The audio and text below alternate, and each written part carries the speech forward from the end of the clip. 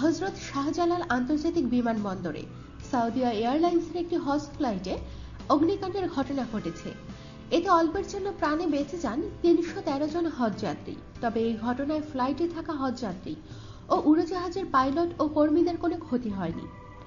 হজযাত্রী খলিলুর রহমান পাটোয়ারি বলেন, হযরত শাহজালাল বিমানবন্দরে ৩১৩ হজযাত্রীকে নিয়ে অনবোর্ড অবস্থায় উড্ডয়নের কয়েক মিনিট আগে সাউদিয়া এয়ারলাইন্সের ফ্লাইটের এপিইউ অক্সিলারি পাওয়ার ইউনিটে আগুন ধরে।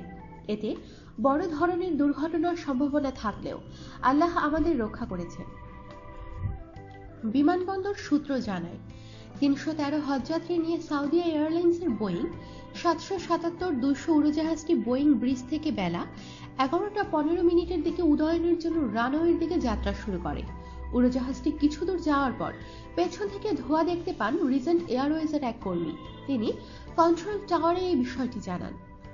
বিমানবন্দরের কন্ট্রোল টাওয়ার থেকে সাউদিয়া এয়ারলাইন্সের পাইলটকে জানানো হলে তিনি সেখানেই উড়োজাহাজের ইঞ্জিন বন্ধ করে দেন।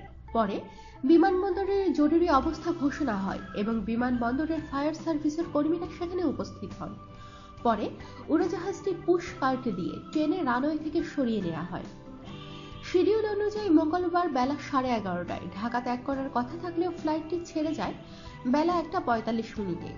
বিমানের মুখপাত্র শাকিল মেরাজ বলেন, এই ধরনের একটি দুর্ঘটনা ঘটেছে বলে শুনেছি, তবে হজযাত্রীরা নিরাপদে রয়েছেন।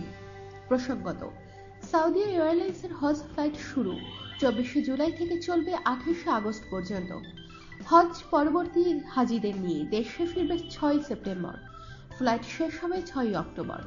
বাংলাদেশ থেকে রাষ্ট্রায়ত্ত বিমান বাংলাদেশ এয়ারলাইন্স ও সাউদিয়া এয়ারলাইন্স এই দুটি এয়ারলাইন্স হজযাত্রী পরিবহন করছে।